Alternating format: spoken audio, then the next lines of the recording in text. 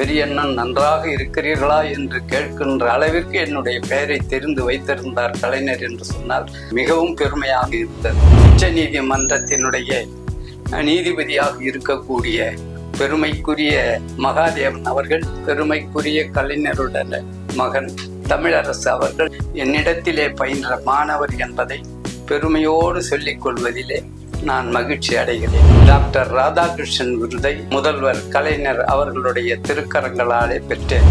தேசிய நல்லாசிரியர் விருதை குடியரசுத் தலைவராக இருந்த பெருமைக்குரிய அப்துல் கலாம் அவர்களிடமிருந்து பெற்றேன். சாரண இயக்கம் என்ற புத்தகத்திற்கு தமிழக அரசு சிறந்த விருதை கொடுத்து பாராட்டியது. நீங்க மாணவர்கள் பெருசா தமிழை கத்துக்கல, அரசாங்கமும் தமிழை பெருசா ஊக்குவிக்கலையே. இன்னைய சூழல்ல நீங்க ஒரு தமிழாசிரியர் உங்க மனநிலை எப்படி இருக்கு? ஆட்சி மொழியாகவும் இல்லை, பயிற்று மொழியாகவும் தமிழ் இல்லை என்ற காரணத்தினாலதான் இந்த நிலை உருவாகியது. ஒவ்வொரு வீட்டுக்கும் ஒரு திருக்குறள் கொடுத்தோம், இலவசமாகவே அதை செய்தோம். திருக்குறள் தொண்டு செய்த காரணத்தினாலே தான் தமிழக அரசு 2018 திருவள்ளுவர் விருது வழங்கி சிறப்பித்தது. நான் மலேசிய நாட்டிற்கு சென்ற பொழுதும் இலங்கையில் சென்ற பொழுதும் பெரியண்ணன் என்று சொன்னதும் இனிய தமிழ் இலக்கண பிழைகள் பிழையின்றி எழுதும் முறைகள் என்ற நூலின் ஆசிரியர் பெரியண்ணனா நீங்கள் என்று கேட்டார். வணிகமணி பார்வையாளர்களுக்கு வணக்கம். இன்றைய நமது சிறப்பு விருந்தினர் நல்லாமூர் முனைவர் பெரியண்ணன் அவர்கள். எழுத்துலகில் பிரபலமானவர்கள். அனைத்திந்திய தமிழ் எழுத்தாளர்கள் சங்கம் மற்றும் தமிழக கல்வி ஆராய்ச்சி வளர்ச்சி நிறுவனம், நங்கநல்லூர் திருக்குறள் பேரவை, நல்லாமூர் மாணவர் சங்கம், சாரணர் இயக்கம், இப்படி பல்வேறு அமைப்புகளில் திறம்பட செயல்பட்டு வருபவர். இதுவரையில் 102 புத்தகங்கள் மூல், அதாவது சமுதாய புத்தகங்களும் மாணவர்களுக்கு வழிகாட்டி புத்தகங்களும் எழுதி சாதனை படைத்து அரசு மூலமும் அப்துல் கலாம் முதல் கொண்டு விருதுகளை பெற்று பெருமைப்பட செயலாற்றி வருகிறார். அவரை இன்று சந்தித்து அவருடைய எழுத்துலகம் பற்றி, அவருடைய படைப்புகள் பற்றி, அவர் செயல்பாடுகள் பற்றி கேட்க உள்ளோம். வாருங்கள், அவரை சந்திப்போம்.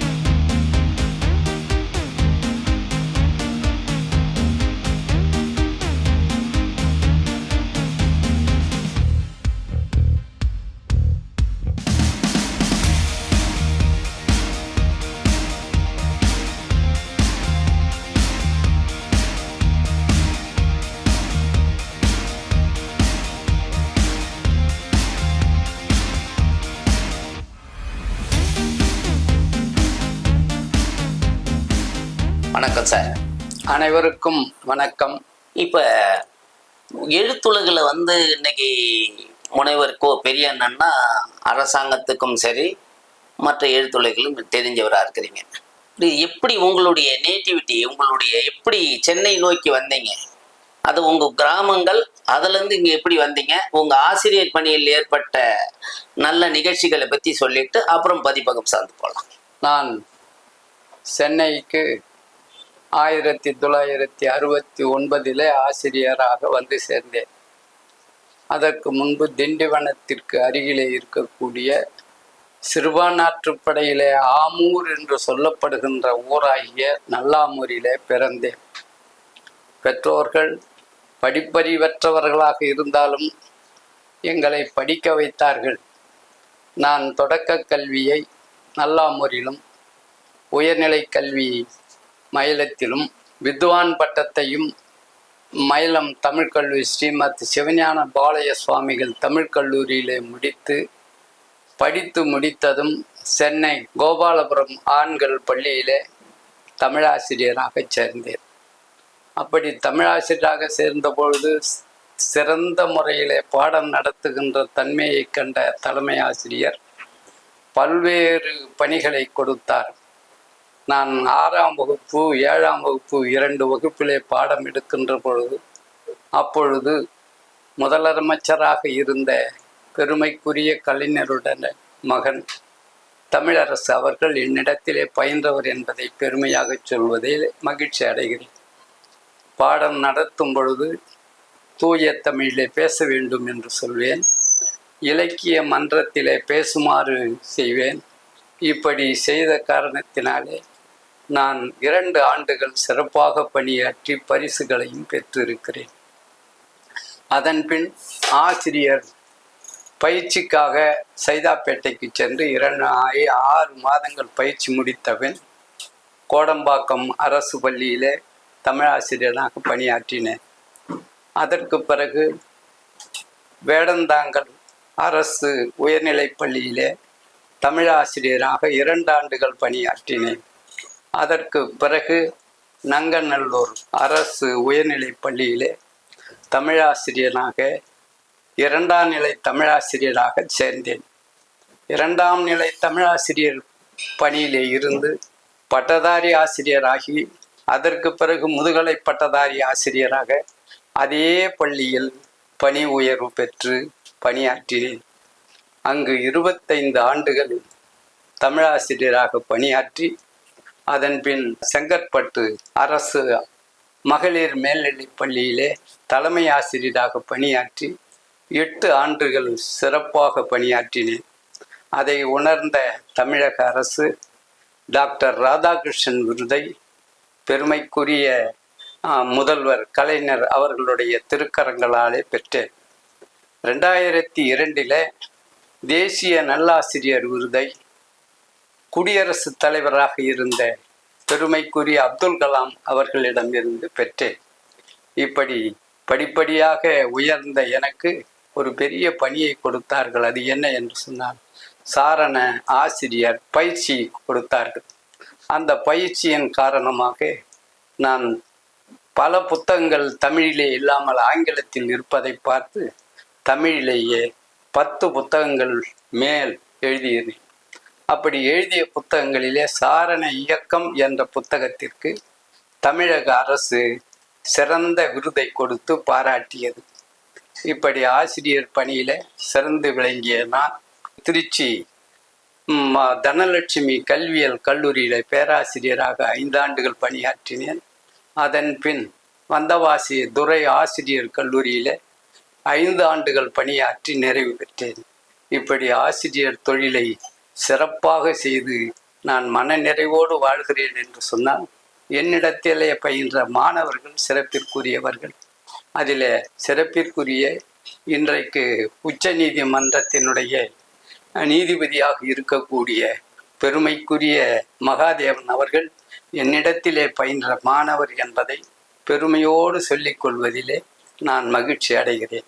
இப்போ சிறந்த ஆசிரியருக்கான விருது வாங்கியிருக்கிறீங்க. உங்களுடைய படித்த மாணவர்கள் ஒரு உச்சநீதிமன்ற நீதிபதி வரைக்கும் வளர்ந்துருக்காங்க.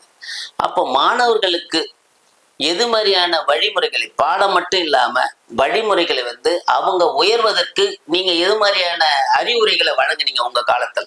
ஏழ்மையில் நிலையில் இருக்கக்கூடிய மாணவர்கள் நன்கு படிக்க வேண்டும் என்பதற்காக சனிக்கிழமை ஞாயிற்றுக்கிழமைகளிலே தனி வகுப்பு நடத்தி அவர்களை முன்னேற்றி இருக்கிறேன். 9ஆம் வகுப்பு வரை தமிழ் படிக்காத மாணவனை கூட நான் 9, 10 வகுப்பிலே பாடம் முடித்து, அதாவது பாடத்தை சொல்லி கொடுத்து, ஐயா இதுவரையிலும் எங்களுக்கு ஒன்றுமே புரியவில்லை, நீங்கள் வந்த பிறகுதான் தமிழ் நான் நன்றாக படிக்கிறேன் என்று சொல்லி இன்றைய நிலையில ஒரு பெரிய உயர்ந்த நிலையில ஒரு டாக்டராக, அதாவது மருத்துவராக நங்கநல்லூரிலே ஒருவர் இருக்கிறார். இப்படி டாக்டராகவும் மருத்துவராவதற்கு சனி ஞாயிறு என்று பாராமல் அவர்களுக்கு வேண்டிய உதவிகளை செய்வேன். அவர்கள் இலக்கியத்திலே சிறந்து விளக்கினார்கள் என்று சொன்னால் அந்த மாணவர்களை தேடி கண்டுபிடித்து அவர்களுக்கு பயிற்சி அளித்து பெரிய இடங்களுக்கு அழைத்து சென்று அவர்கள் பரிசு பெறுமாறு செய்திருக்கிறேன். இந்த பாடல்களிலே அவர்கள் சிறந்து விளங்கினால் அவர்களுக்கு பாடல் பயிற்சி கொடுத்து கூட அவர்களை முன்னேற்றி இருக்கிறேன். இப்படி மாணவர்களுடைய வளர்ச்சியை என்னுடைய வளர்ச்சியாக கொண்டு அதாவது சாரணர் இயக்க முகாமிலே சனி ஞாயிறு ஆகிய 2 நாட்களும் எங்காவது முகாமிற்கு அழைத்து சென்று அந்த மாணவர்களுடைய செயல்திறனை வளர்க்கின்ற வகையில பாடுபட்டு இருக்கிறேன்.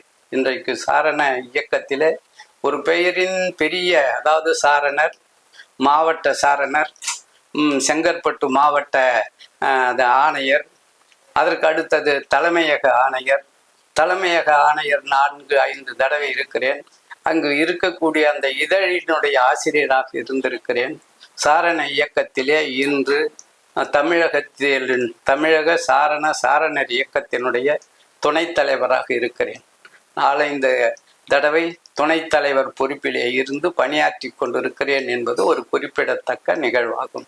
இப்போ நீங்க தமிழ் ஆசிரியராக இருக்கிறீங்க, ஆனா தமிழ் இன்னைக்கு மெல்ல மெல்ல சாகும்ன்ற நிலைமை தானே இருக்குது. இன்னைக்கு மாணவர்கள் வந்து பெருசா தமிழை கத்துக்கல, அரசாங்கமும் தமிழை பெருசா ஊக்குவிக்கலையே. இன்னைய சூழல்ல நீங்க ஒரு தமிழ் ஆசிரியர், உங்க மனநிலை எப்படி இருக்கு? பாரதியார் மெல்ல தமிழினி சாகும், அந்த மேற்கு மொழிகள் புவிமிசை ஓங்கும் என்று சொன்னார். அந்த நிலையிலே தமிழகத்தில் இருக்கின்ற மாணவர்கள் அனைவரும் நன்றாக படிக்க வேண்டுமானால் அடிப்படையாக இலக்கணத்தை கற்றுக்கொள்ள வேண்டும் என்ற எண்ணத்திலே இனிய தமிழில் இலக்கண பிழையின்றி எழுதும் முறைகள் என்ற ஒரு பெரிய புத்தகத்தை எழுதி அதை குறைந்த விலையிலே ஒரு 40 ரூபாயிலே அதை வெளியிட்டோம். அது தமிழகம் மட்டுமல்ல, மலேசியா, சிங்கப்பூர் நாடுகளிலெல்லாம் அந்த புத்தகத்தை வாங்கி படித்தார்கள். ஏறக்குறைய 10,000 பிரதிகளுக்கு மேல் இந்த தமிழ் கற்றுக் கொடுப்பதற்கு ஆசிரியர்களும் பயன்படுத்தினார்கள், மாணவர்களும் வாங்கி படித்தார்கள். இந்த இலக்கண புத்தகத்தை வைத்துத்தான் நான் பாடம் நடத்தி இந்த அளவு உயர்ந்திருக்கிறேன் என்று பல ஆசிரியர்கள் மக்கள் சொல்ல கேட்டிருக்கிறேன். நான் மலேசிய நாட்டிற்கு சென்ற பொழுதும் இலங்கையில் சென்ற பொழுதும் பெரியண்ணன் என்று சொன்னதும் இனிய தமிழ் இலக்கண பிழையின்றி எழுதும் முறைகள் என்ற நூலின் ஆசிரியர் பெரியண்ணனா நீங்கள் என்று கேட்டார். அப்படியே உலக நாடுகள் எல்லாம் பரவுவதற்கு வழியாக அமைந்தது அடிப்படை தமிழ் இலக்கணத்தை எப்படி சொல்லித்தர வேண்டும். இலக்கணம் இனி எளிமையாக, அதாவது இலக்கணம் கடினம் என்ற நிலையை மாற்றி இலக்கணம் எளிமையானது, படித்தால் அதிக மதிப்பெண் பெறலாம், கணக்கு போலவே தமிழிலும் அதிக மதிப்பெண் பெறலாம் என்ற முறையை அந்த நூல் உருவாக்கியது என்று சொல்கிறேன். இல்லை, இப்போ இந்த கல்வி, இப்போ தமிழ் படிக்கிறவங்களுக்கு வேலை இல்லை, அதால ஒரு ஆங்கில மொழி மற்ற மொழி படிக்கிற சூழல் வந்துருக்குது. நீங்க அரசு துறையிலையும் பல பொறுப்புகள், கௌரவ ஆலோசகராக இருக்கிறீங்க. அந்த தமிழ் படிச்சவங்களுக்கு வேலை இல்லை, அதால மற்ற மொழி படிக்கிறோன்னு எல்லாரும் சொல்றாங்களா, அந்த சூழல் ஏன் உருவாச்சு? அதுக்கு என்ன மாற்று திட்டங்கள்? அதாவது ஆசிரியர்களுடைய ஆர்வம் காரணமாகத்தான் அந்த கல்வியை கற்பிக்க முடியும். சிறிய வயதிலேயே அந்த தமிழை எளிமையாக சொல்லிக் கொடுத்தால் அவர்கள் பெரியவர்களான தமிழ் படித்தால் எல்லாமே செய்ய முடியும் என்ற நிலை மாணவர்களிடையே உருவாக்க வேண்டாம். இப்பொழுது பள்ளிகளிலே தமிழ் படித்தவர்கள் குறைந்து விட்டார்கள். தமிழ் பயிற்சி மொழியாகவும் இல்லை, அதற்கு அடுத்தது என்னன்னு சொன்னா ஆட்சி மொழியாகவும் இல்லை, பயிற்று மொழியாகவும் தமிழ் இல்லை என்ற காரணத்தினாலதான் இந்த நிலை உருவாகியது. நாங்கள் முயற்சி செய்து இந்த மாணவர்களுக்கு பயிற்சி, அதாவது கட்டுரை எழுதும்பொழுது அதை திருத்தி இதையெல்லாம் இப்படி செய்ய வேண்டும் என்று சீர்திருத்தம் செய்தோம். பேசுகின்ற பயிற்சியை கொடுத்தோம்.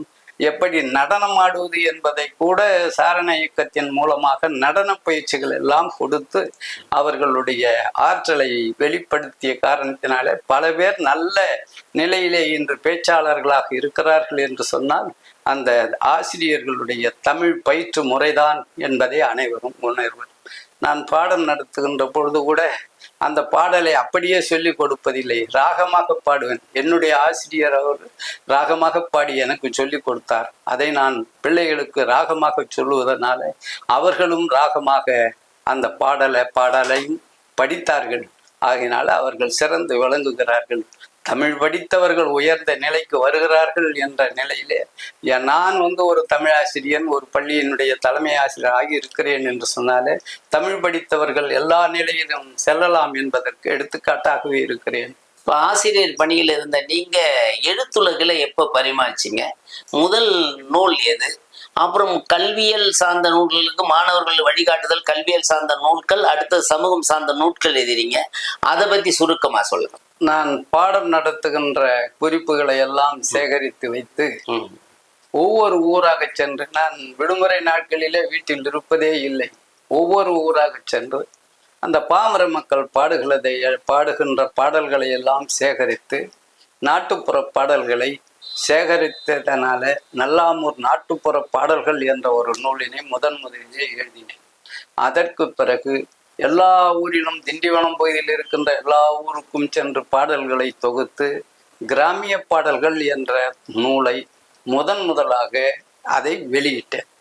அதற்கு பிறகு சிறுவர் இன்னிசை பாடல்கள் என்ற ஒரு நூலை எழுதி அதை அரசாங்கத்துக்கு, அதாவது பாண்டிச்சேரி அரசாங்கம் அதை 100 புத்தகத்தை பெற்றுக்கொண்டார்கள். சிறுவர்களுக்கு ஏற்ற இலக்கணத்தை எளிமையாக புரிந்து கொள்ள வகையில் அதை பயிற்றுவித்தேன். ஆகவே மாணவர்களுக்கு தமிழ் இலக்கணத்தை கற்ற பிறகு அவர்கள் வாழ்க்கையிலே உயர வேண்டுமானால், அவர்கள் நல்ல நிலைக்கு வர வேண்டுமானால், சமுதாயத்தை பற்றி தெரிந்து கொள்ள வேண்டும் என்பதற்காக சமுதாயத்தில் சுற்றுச்சூழல் கல்வி என்னும் பொழுது என்னுடைய பாடல் ஒன்று, பாடநூல் நான் எழுதிய பொழுது அந்த பாடல் இடம்பெற்றது.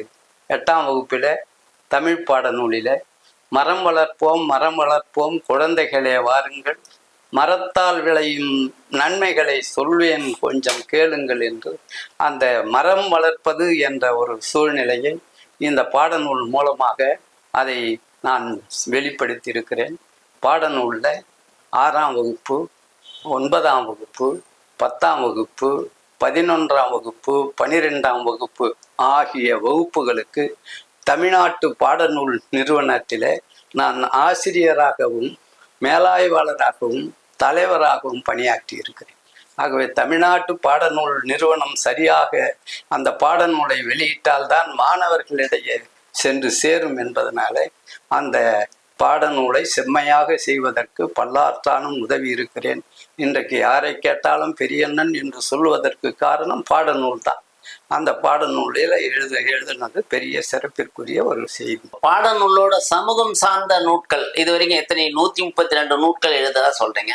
அதுல முக்கியமான நூட்கள் ஒரு பதிப்பு, அதாவது மனசுல பதிகிற மாதிரி எந்தெந்த நூட்களை சொல்லுவீங்க? மாணவர்களுக்கு பதியும்படியாக பல நூல்கள் எழுதி இருந்தாலும் அதில் முக்கியமானது எது என்று சொன்னால் திண்டிவனம் வட்டார நாட்டுப்புற பாடல்கள். என்னுடைய நூலை எல்லாரும் ஆய்வு செய்கின்ற மாணவர்கள் அனைவரும் இந்த நூலை படித்திருக்கிறார்கள்.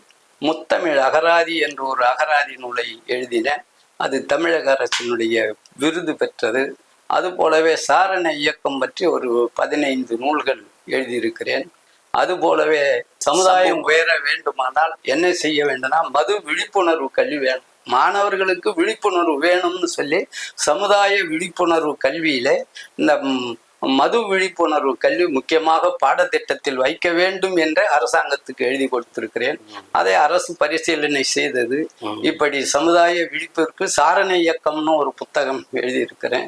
சமுதாயத்தில் இருப்பவர்கள் எல்லாம் முன்னேற வேண்டுமானால் என்னென்ன செயல்களை செய்ய வேண்டும் என்று சமுதாயத்திலே இருக்கின்ற இழிவுகளை எல்லாம் பெருமைகளை எல்லாம் உயர்த்தி சொல்லுகின்ற நிலையில பல நூல்கள் எழுதியிருக்கிறேன். அதில் உரை நூல்களும் முக்கியமானது, பாடல்கள் நூலும் முக்கியமானது.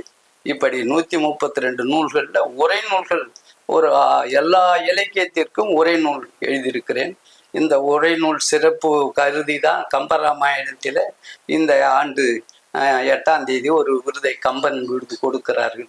ஆகவே இந்த விழிப்புணர்வு கல்வியை ஏற்படுத்த வேண்டும் என்பதில் பாடநூல் மூலமாகத்தான் முடியும் என்பதனால அதை செய்தேன். இப்ப திருக்குறளுக்கு கலைஞர் கொண்டு நிறைய பேர் உரைகள் எழுதியிருக்காங்க.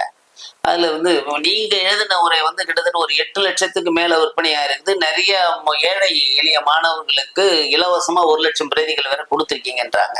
அதுக்கு ஏன் அந்த உரை எழுதணும் என்ன வந்தது? அதை பத்தி உங்களுடைய அனுபவங்கள் எப்படியா? நங்கைநல்லூரில் 1978ஆம் ஆண்டு திருக்குறள் பேரவையை தொடங்கினோம். அப்படி தொடங்கிய பொழுது பிள்ளைகளிடம் திருக்குறள் நூல் இல்லை. அதை என்ன செய்தோம் என்றால் திருக்குறள் நூல் 2000 பிரதிகளை அச்சடித்து ஒவ்வொரு வீட்டில் இருக்கின்ற குழந்தைகளுக்கும் ஒவ்வொரு வீட்டுக்கும் ஒரு திருக்குறள் கொடுத்தோம். இலவசமாகவே அதை செய்தோம். அதற்கு பிறகு வெறும் மூலம் மட்டும் இருந்தால் பயனில்லை என்பதற்காக எளிய முறையிலே உரை வேண்டும் என்று விரும்பினார்கள் அந்த ஜனங்க. உரை இருந்தா நாங்க படிச்சுக்கோன்னு பிள்ளைகள் சொன்னதுனால அந்த பெரிய உரை எழுதினேன். அந்த உரைக்கு எளிய உரை, இனிய உரை, எளிய எவ்வளவோ பேர் வைத்தாலும் ஒரு தனித்தன்மை வேண்டும் என்பதற்காக பெரியண்ணன் முறை என்று ஒன்று எழுதினேன். அந்த பெரியண்ணன் முறை பல்வேறு பள்ளிகளிலும் ஒரு திருமண நிகழ்ச்சிகளிலும் எந்த நிகழ்ச்சி வைத்தாலும் பெரியண்ணனுடைய உரை சிறந்தது என்று சொல்லுகின்ற அளவிற்கு சான்றோர்கள் பலர் பாராட்டி இருக்கிறார்கள். அப்படி எந்த நிகழ்ச்சியிலும் இந்த நூலை அடக்க விலைக்கே கொடுத்தோம். ஏறக்குறைய 1,00,000 பிரதிகளுக்கு மேல் பலருக்கு இலவசமாக இப்போ வந்து திருக்குறள் வேணும்னு சொன்னா இலவசமாக கொடுத்து உதவும். இப்படி திருக்குறள் தொண்டு 8 லட்சத்திற்கு மேல் எளிமையா இருந்ததுனால்தான் எல்லாம் வாங்குவாங்க. விலை குறைவா இருந்ததுனாலும் வாங்கினார்கள். அடக்க விலைக்கே கொடுத்ததுனால 8 லட்சம் பிரதிகள் விற்பனையிலே முன்னணியிலே இருக்கிறது. ஆங்கிலத்திலே ஆங்கிலம் தமிழும் கலந்த ஒரு நூலையும் வெளியிட்டு இருக்கிறோம். அது மட்டுமல்ல, உரை அதாவது மாணவர்களுக்கு புரியும்படியாக படக்கதைகள் மூலமாகவும் திருக்குறள் எழுதும், சிறுவர்களுக்கு கதைகள் மூலமாகவும் அதை வெளிப்படுத்த வேண்டும் என்று கதைகள் சிறுவர் அதாவது திருக்குறள் கதைகள் என்று ஒரு 4 பாகங்கள் வெளியிட்டு இருக்கிறோம். ஆகவே திருக்குறள் தொண்டு செய்த காரணத்தினாலே தான் தமிழக அரசு 2018 திருவள்ளுவர் விருது வழங்கி சிறப்பித்தார். இப்போ நிறைய புத்தகங்கள் எழுதியிருக்கிறீங்க. ஆனா பதிப்பகம் எப்ப ஆரம்பிச்சீங்க? பதிப்பகம் ஆரம்பிக்கணும் என்ன எப்படி வந்து அதனுடைய செயல்பாடுகள் எப்படி இருக்கு? நான் எழுதிய புத்தகங்கள் அனைத்தையும் நூலாக்கம் செய்ய வேண்டும் என்ற பொழுது பல நாட்கள் பதிப்பகத்தார் காலத்தை கடத்தினார்கள். அதனால நாமே ஒரு பதிப்பகம் ஆரம்பிச்சு செய்தால் நன்றாக இருக்கும் என்று என்னுடைய துணைவியார் அம்சவேணியிடம் கூறினேன். அவர்கள் அதற்கென்ன செய்யலாம் என்று சொல்லி நான் ஆசிரியராக பணியாற்றுகின்ற இடத்திலே கடனாக பெற்று ஒரு 2,500 ரூபாய்க்கு கடன் வாங்கி சிறுவர் இன்னிசை பாடல்கள் என்ற ஒரு நூலினை வெளியிட்டேன். அப்படியே படிப்படியாக ஒவ்வொரு ஆண்டும் ஒவ்வொரு நூல் வீதம் போட்டுக்கொண்டே வந்தோம். இப்படி பல நூல்கள் வெளியிட்டதும் வரவேற்பு அதிகமாக இருந்தது. அதனால அவர்களுடைய ஊக்கத்தினால இரவு முழுவதும் அவர்கள் அந்த மெய்ப்பு திருத்தி ஏதாவது தவறு வந்ததுன்னா அதை வெளியிடவே மாட்டார்கள். அந்த நூலை அப்படியே விட்டு விடுவார்கள். ஆகவே நல்ல புத்தகங்களை, தரமான புத்தகங்களை அவர்களுடைய உழைப்பினாலே வெளியிட்டதனால்தான் அவர்கள் ஒரு 3000 புத்தகங்களை வெளியிட முடிந்தது. அது மட்டும் இல்லாத அவர்களே எழுத்தாளராக மாறினார்கள். படித்து எழுத்தாளர்களாகி அவர்களே புத்தகம் எழுத ஆரம்பித்து இந்த தமிழகத்தில் பெண்கள் நிலை, சுற்றுச்சூழல், கல்வி இப்படி பல நூல்களுக்கு உரை எழுதி சிறந்த தமிழறிஞராக திகழ்ந்தார்கள். இப்படி பதிப்பகத்தின் மூலமாக அவர்கள் உயர்ந்தார்கள். அப்படி உயர்வதற்கு காரணமாக நான் எழுதிய புத்தகங்கள் அவருக்கு மகிழ்ச்சியை தந்தது. இதுதான் அந்த வரலாறு. இப்ப அரசாங்கம் அம்மா பேர்ல அந்த விருது கொடுக்குறாங்களே, எப்படி அதை தேர்வு செய்தாங்க? அரசாங்கம் அந்த நூலை சிறந்த நூல்களாக அரசாங்கம் தேர்ந்தெடுத்தது. அப்படியே நாங்கள் இந்த நூலை தமிழக அரசு நாட்டுடைமை ஆக்க வேண்டும் என்று வேண்டுகோள் வைத்தோம். அவர்கள் அதை பரிசீலனை செய்து குழுவை அமைத்து சிறந்த நூல்களை நாட்டுடைமையாக்குகின்ற பொழுது ஒரு 5 நூல்கள் நாட்டுடைமையாக்கியதிலே இந்த அம்சவேணியுடைய நூலும் இடம்பெற்றது. அதற்காக மதிப்பூதியமும் கொடுத்து உதவினார்கள். ஆகவே இன்றைக்கு அந்த நூலை யார் வேண்டுமானாலும் வெளியிடலாம். அந்த நூல் எல்லோருக்கும் கிடைக்கின்ற வகையில அரசு செய்தது. அதுவும் தமிழ் வளர்ச்சித்துறை இதை முன்னின்று நடத்தியது மிகவும் பெருமைக்குரியதாக இருந்தது. தமிழறிஞர் அம்சவேணி என்று சொன்னார்.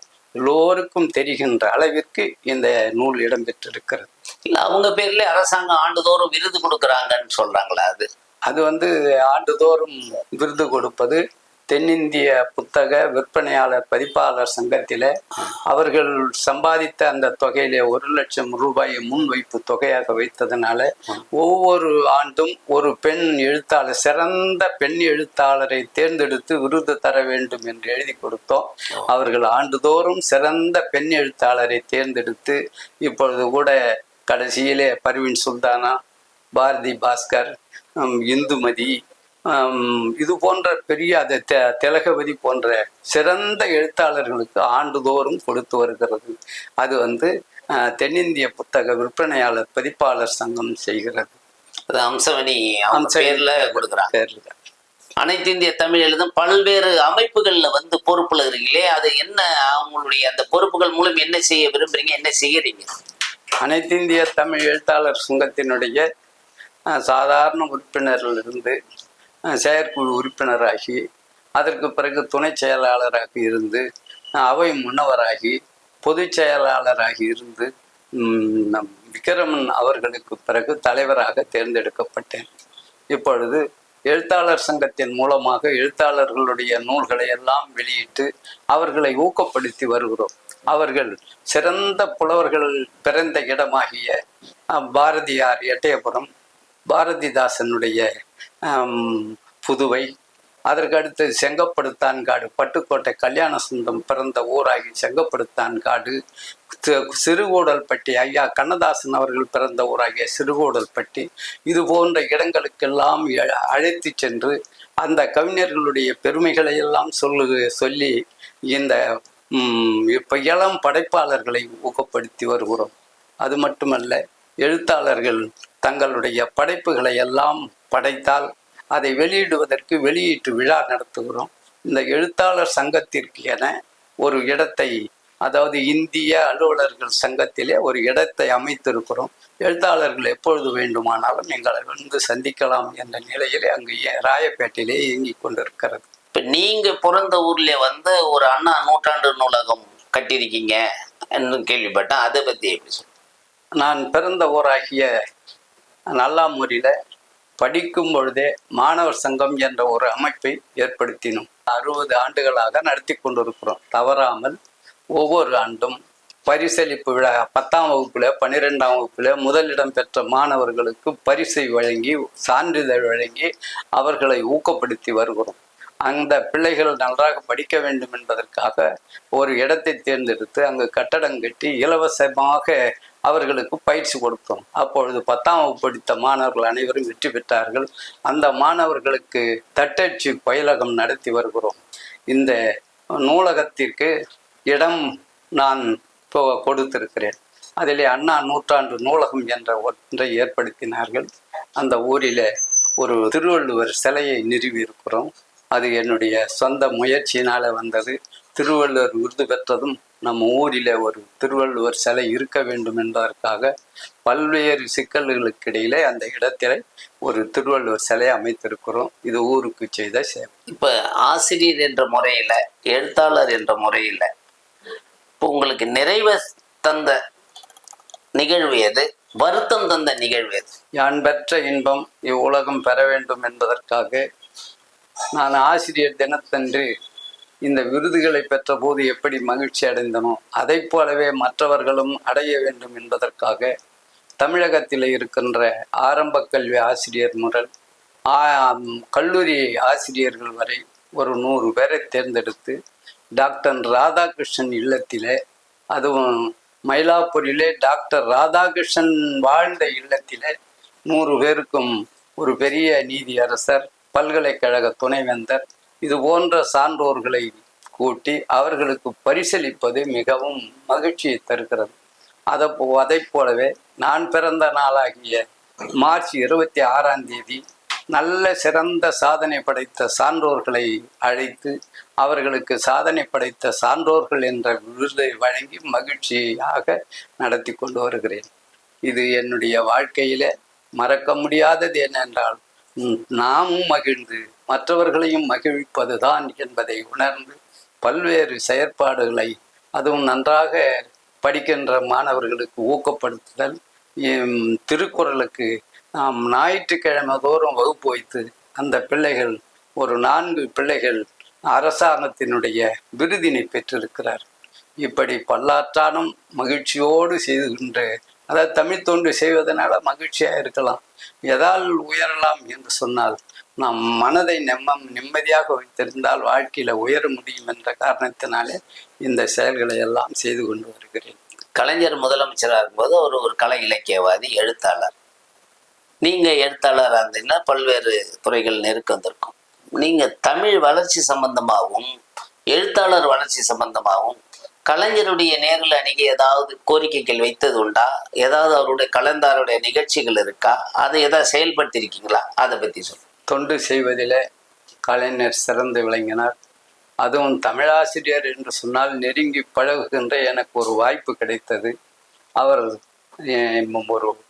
ஒரு போராட்ட காலத்தில் தமிழாசிரியர்களுக்கு சம்பளம் குறைவாகவும் பட்டதாரி ஆசிரியர்களுக்கு நிறைவாகவும் கொடுத்த பொழுது, ஐயா தமிழாசிரியர்களுக்கு தரமான பயிற்சியை கொடுக்கிறார்கள் என்று சொல்லியதும், அவர் தமிழாசிரியர்களுக்கு ₹1 ஏற்றி கொடுப்பேனே தவிர மற்ற ஆசிரியர்களுக்கு சமமாக இல்லை, அவர்களுக்கு பெருந்தன்மையாக சொன்னார்.